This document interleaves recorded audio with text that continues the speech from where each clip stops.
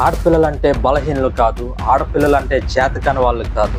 కానీ ఈరోజు ఆడపిల్లలు సమాజంలో ఎదుర్కొంటున్న ఇబ్బందులు, ఆ కష్టాలు, ఆ ఎదుర్కొంటున్న ప్రతికూల వాతావరణం మనందరికీ తెలిసిందే. మన కుటుంబాల్లో కావచ్చు, స్కూల్స్లో కావచ్చు, కాలేజెస్లో కావచ్చు, ఆడపిల్లలకి ఎక్కడ భద్రత లేదు, ఆడపిల్లలకి ఎక్కడ ప్రొటెక్షన్ లేదు.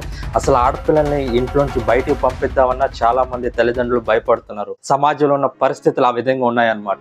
అయితే ఇలాంటి పరిస్థితుల్లో ఆడపిల్లలు ఎదగలరంటారా? ఇలాంటి పరిస్థితుల్లో ఆడపిల్లలు గ్రోత్ అవ్వగలరంటారా?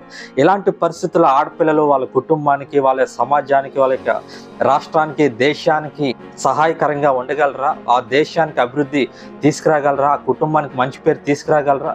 పరిస్థితుల్లో ఆడపిల్లలకి ఎంత ప్రతికూలంగా ఉన్నా, ఆడపిల్లలు ఎంత ప్రొటెక్షన్ లేకుండా, భద్రత లేకుండా బయటికి వెళ్తే ఇంటికి తిరిగి వస్తారో లేదో తెలియని పరిస్థితులు ఉన్నప్పటికీ ఆడపిల్లలు దేశానికి ఒక బ్లెస్సింగ్ అని నేను చెప్తాను. ఎందుకంటే అలాంటి పరిస్థితులు ఉన్నప్పటికీ ఆడపిల్లలకి మనోధైర్యం ఎక్కువ ఉంటుంది. ఆడపిల్లలు సమాజంలో అలాంటి పరిస్థితులు ఎదుర్కొంటూనే ముందుకు వెళ్తున్నారు అనమాట. ఈరోజు అలాంటి ఒక ఆడపిల్లని మీ ముందుకు తీసుకురావాలని నేను ఆశిస్తున్నాను. Let's get into the video. 1995 July 5న మన తెలంగాణలో, మన హైదరాబాద్లో పూసర్ల వెంకట సింధు జన్మించింది. ఎస్, పివి సింధు మన ఒలింపిక్స్ ఛాంపియన్, గోల్డ్ మెడలిస్ట్ అనమాట. అయితే తను కూడా ఒక ఆడపిల్లే. మన భారతదేశం మొత్తానికి ఆ బ్యాడ్మింటన్లో గోల్డ్ మెడల్ తేడానికి అంత కష్టపడింది. మన మానవ జాతి మనుగడ ప్రారంభమైనప్పటి నుంచి ఆడపిల్లల్ని ఎప్పుడు సమాజంలో చిన్న చూపు చూస్తారు. పురుషుల కంటే ఆడవాళ్ళు తక్కువ స్థాయిలోనే ఉండాలని ఆలోచిస్తారు. అయితే నేనేం అలాగ ఆలోచించను. ప్రపంచంలో మానవ జాతి ఉనికిలో ఉన్నంత వరకు ఆడపిల్లలకి కష్టాలు ఉంటాయి. అంటే అబ్బాయిలకు ఉండవని చెప్పట్లేదు. ఈ వీడియో ఎస్పెషల్లీ ఫర్ గర్ల్స్. అంటే ఎలాంటి గర్ల్స్ అంటే అబ్బాయిలు మోసం చేసి, అబ్బాయిలు ప్రేమ పేరుతో మోసం చేసి, డబ్బులు లాగేసి, అబ్బాయిల్ని వాళ్ళ జీవితాలతో ఆడుకొని, లేకపోతే అబ్బాయి వాళ్ళ పేరెంట్స్తో ఆడుకొని సమాజంలో ఆడపిల్లల యొక్క విలువలను, ఆడపిల్ల యొక్క ఎథిక్స్ని వదిలేసి ఇష్టానుసారంగా తిరుగుతున్న అమ్మాయిల కోసం అయితే కాదు. కానీ ఇంట్లో ఉంటూ, కష్టపడుతూ, చదువుకుంటూ, తల్లిదండ్రులకి నమ్మకస్తులుగా ఉంటూ మంచిగా ఎదగాలి, మంచిగా కుటుంబానికి పేరు తేవాలి, మంచిగా సమాజానికి సేవ చేయాలి, మంచిగా దేశానికి మంచి పేరు తేవాలి అనుకుంటున్న ఆడపిల్లల కోసం ఈ వీడియో అనమాట. దయచేసి అమ్మాయిలందరూ నన్ను క్షమించాలి నా మాటలు ఏమైనా మీకు ఇబ్బంది కలిగిస్తే. కానీ అమ్మాయిలుగా ఉన్న ప్రతి ఒక్కరు కూడా దేశానికి ఆశీర్వాదకరం. ఎందుకు అంటే అబ్బాయిలు బయటికి వెళ్ళి కష్టపడతారు, అమ్మాయిలు ఇంట్లో ఉండే కష్టపడతారు. కాబట్టి ఈరోజు మనం పివి సింధు గురించి మాట్లాడుకుంటున్నాం. ఆవిడ కూడా అమ్మాయి. ఆవిడ కూడా అమ్మాయిలు పడుతున్న కష్టాలన్నీ పడ్డారు. ఆవిడేం ఏసీలో పెరగలేదు, ఆవిడేం ఏసీలో పుట్టలేదు, బాగా రిచ్ ఫ్యామిలీ నుంచి వచ్చిన ఆవిడ కూడా కాదు. కానీ ఈరోజు పేదరికంలోను, మిడిల్ క్లాస్లోను ఉంటున్న అమ్మాయిల పరిస్థితి ఆవిడకి బాగా తెలుసు. ఒలింపిక్స్ బ్యాడ్మింటన్లో చాలా ప్రయాసపడ్డారు. ఎవరు చిన్న చూపు చూడలేదంటారా? లేకపోతే ఎవరు ఆవిడని నువ్వు ఆడపిల్లవి, నువ్వెందుకు ఇలాంటివన్నీ చేస్తున్నావు అని అడగలేదంటారా? చాలా సవాళ్ళు ఎదుర్కొన్నారని పివి సింధు చాలాసార్లు చెప్పారు. పివి సింధు ఆ మాటలన్నిటిని పట్టించుకోలేదు.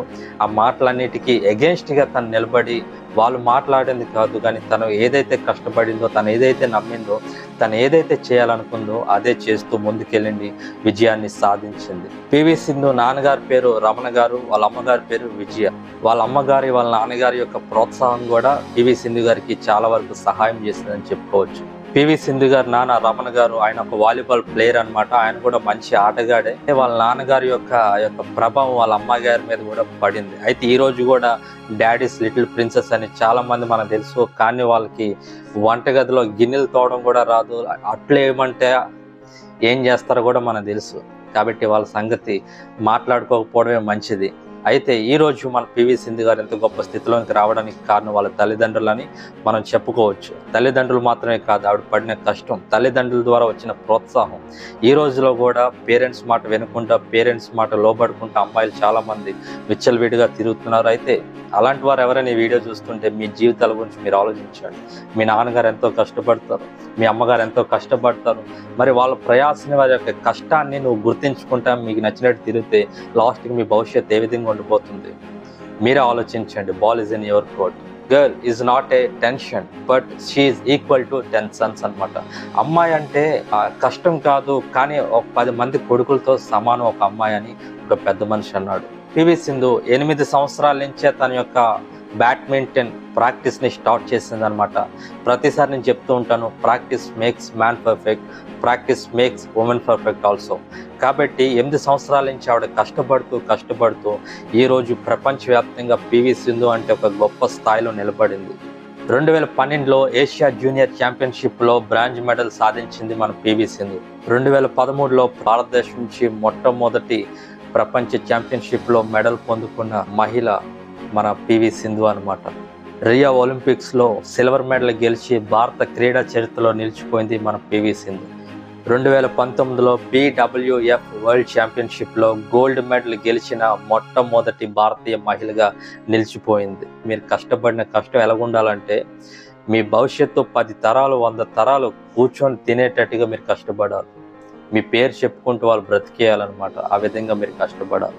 మళ్ళీ టోక్యో ఒలింపిక్స్లో బ్రాంజ్ మెడల్ సాధించి వరుసగా 2 ఒలింపిక్స్ అవార్డ్స్ సాధించిన మొట్టమొదటి భారతదేశ మహిళగా పేరు తెచ్చుకుంది మన పివి సింధు. పివి సింధు ఇన్ని గొప్ప అవార్డులు గెలుచుకోవడానికి కారణం ఏంటంటే ఆవిడ యొక్క పట్టుదల, ఆవిడ యొక్క కృషి అని చెప్పుకోవచ్చు. ఆవిడ ప్రతిరోజు 6 గంటలు ప్రాక్టీస్ చేసేవారు అనమాట. అయితే ఈరోజు మనం ఎంత ప్రాక్టీస్ చేస్తామో మన భవిష్యత్తు దాని మీద ఆధారపడి ఉంటుంది. ప్రతి ఒక్క ఛాంపియన్స్ కూడా. ఈ వీడియో చూస్తున్న మీరు కూడా ఛాంపియన్స్. ఈ వీడియో చూస్తున్న అమ్మాయిలైన మీరు కూడా ఖచ్చితంగా ఎదగలరు. ఖచ్చితంగా మీరు బాధ్యత కలిగిన అమ్మాయిలు, మీ అమ్మ నాన్నని ప్రేమించే అమ్మాయిలు, మీ సమాజానికి మేలు చేయాలనుకునే అమ్మాయిలని నేను నమ్ముతున్నాను.